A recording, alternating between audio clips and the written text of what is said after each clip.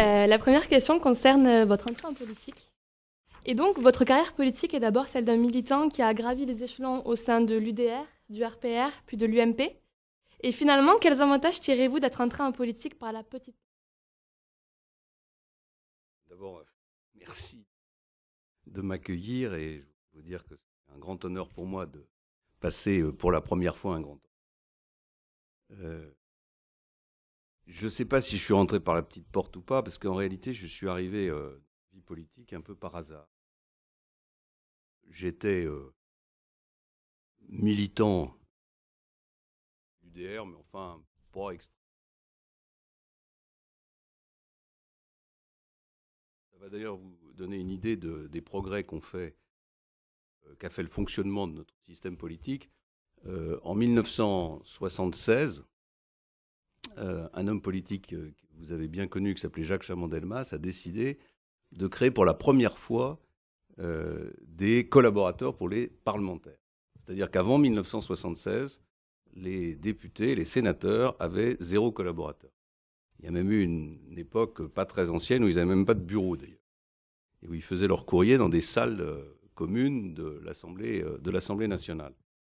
Et il se trouve que le député de la Sarthe de l'époque, qui s'appelait Joël Le Teul, a essayé de me recruter comme son collaborateur. Je n'ai pas voulu. Je n'ai pas voulu parce que j'étais en train de faire... Je l'ai terminé. Je n'avais pas du tout l'intention de faire de politique. Et puis, il m'a demandé d'essayer de trouver quelqu'un. J'ai cherché, j'ai trouvé personne. Et puis, il a insisté. Et puis, finalement, j'y suis allé en me disant, ça durera quelques mois. Et puis, ça a duré 2 ans. Et puis, il est devenu ministre des Transports d'abord, puis de la Défense en 1978.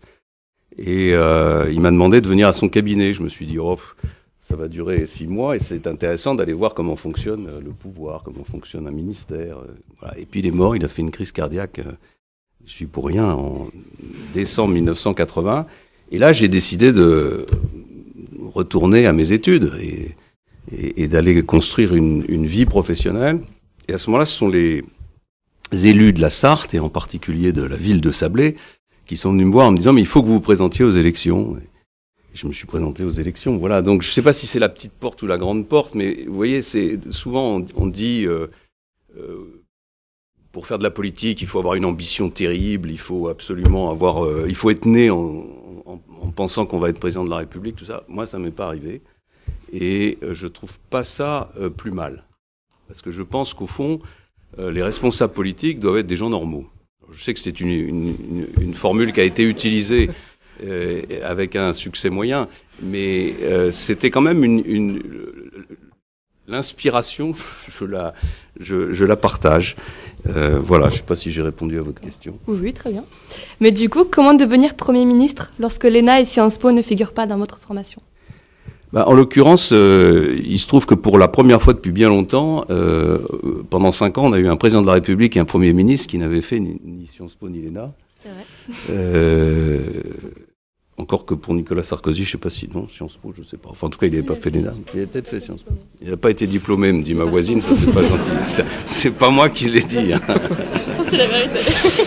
Pas moi qui l'ai dit. Ce sera vers ce ouais, si vous voulez, j'ai pas de... Je ne suis pas raciste à l'égard des gens qui ont fait l'ENA ou Sciences Po. Je dis simplement qu'il faut... Dans la vie, il faut qu'il y ait de la diversité. Voilà. Et il y a eu une période où la vie politique française était dominée par les anciens élèves de l'École nationale d'administration, c'était trop. Il ne faudrait pas qu'elle devienne aujourd'hui dominée par une autre filière d'accès à la vie politique qui est les collaborateurs des collectivités locales.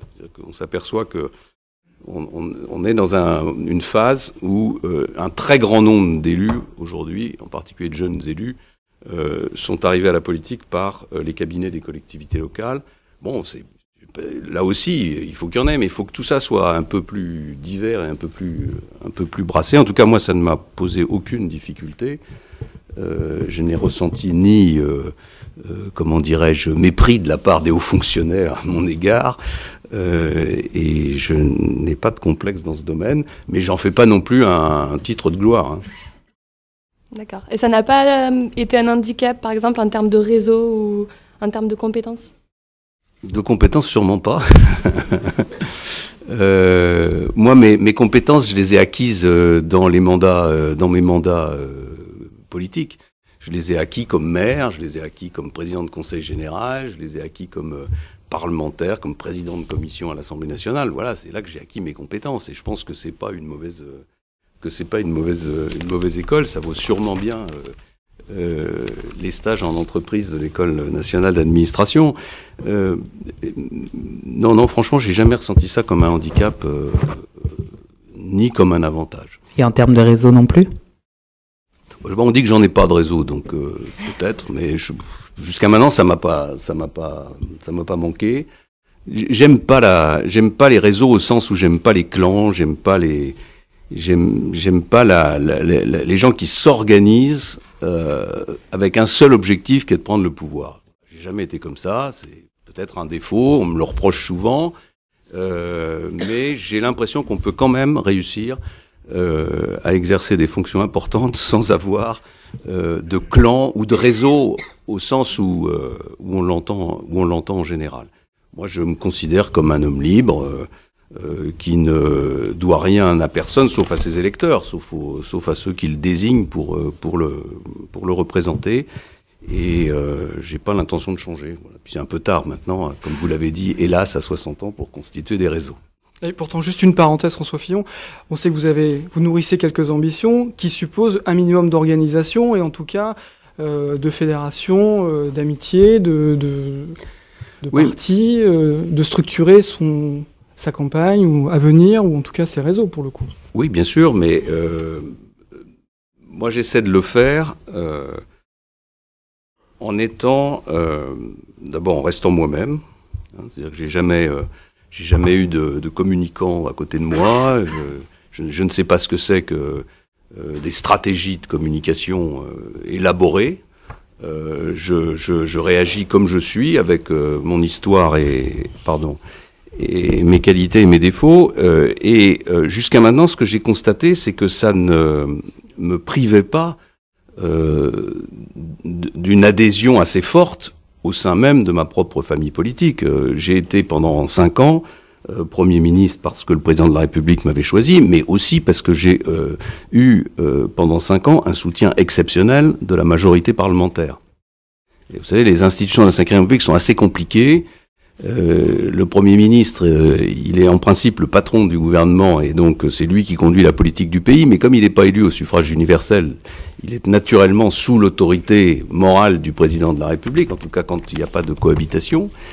Mais en même temps, c'est lui qui rend des comptes, matin, midi et soir, devant la majorité. Et un Premier ministre sous la Ve République ne tient pas s'il n'a pas la confiance de la majorité.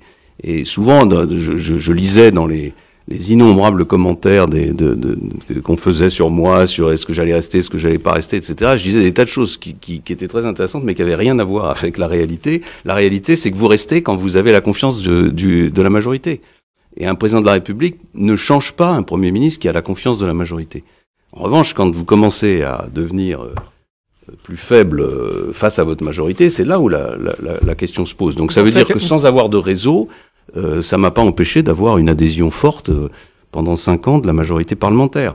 Bon, maintenant, pour les étapes que vous évoquez, qui ne sont pas d'actualité, mais qui pourraient être envisageables, je m'organise naturellement.